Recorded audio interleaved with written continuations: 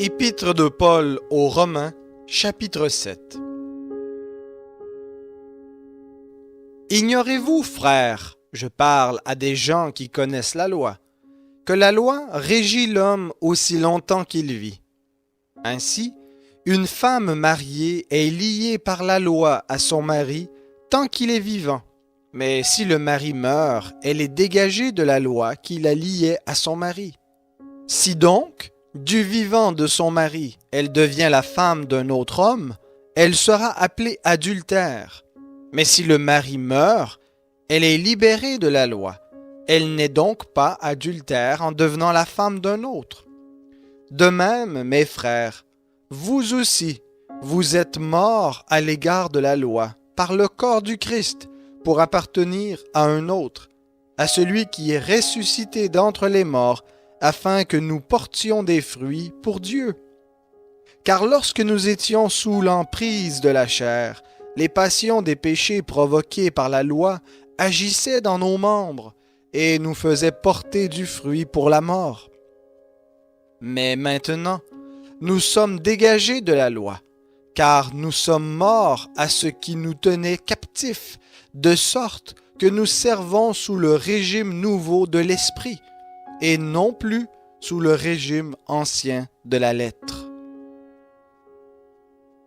Que dirons-nous donc? La loi est-elle péché?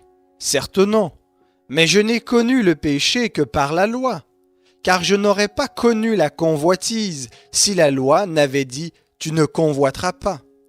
Et le péché profitant de l'occasion produisit en moi, par le commandement, toutes sortes de convoitises, car sans la loi, le péché est mort. Pour moi, autrefois sans loi, je vivais. Mais quand le commandement est venu, le péché a pris vie, et moi je mourus. Ainsi, le commandement qui mène à la vie se trouva pour moi mener à la mort.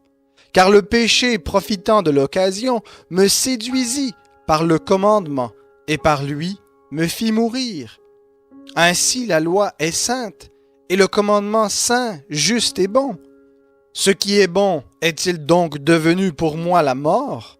Certes non, mais le péché, afin de se manifester en tant que péché, a produit en moi la mort par ce qui est bon, afin que, par le commandement, le péché apparaisse démesurément péché.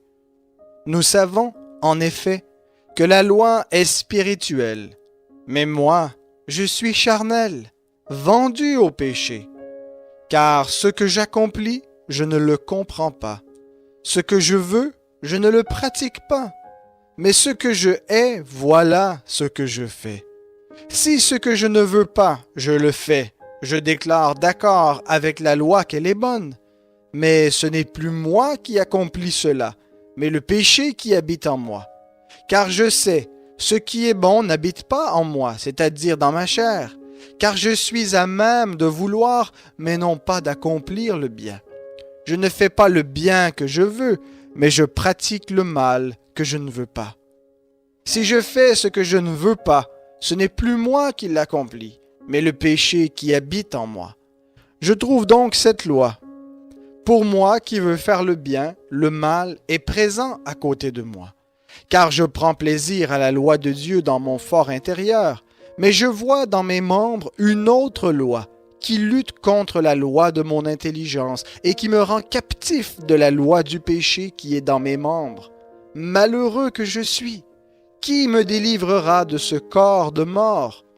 Grâce soit rendue à Dieu par Jésus-Christ notre Seigneur. Ainsi donc, par mon intelligence, je suis esclave de la loi de Dieu, tandis que par ma chair, je suis esclave de la loi du péché.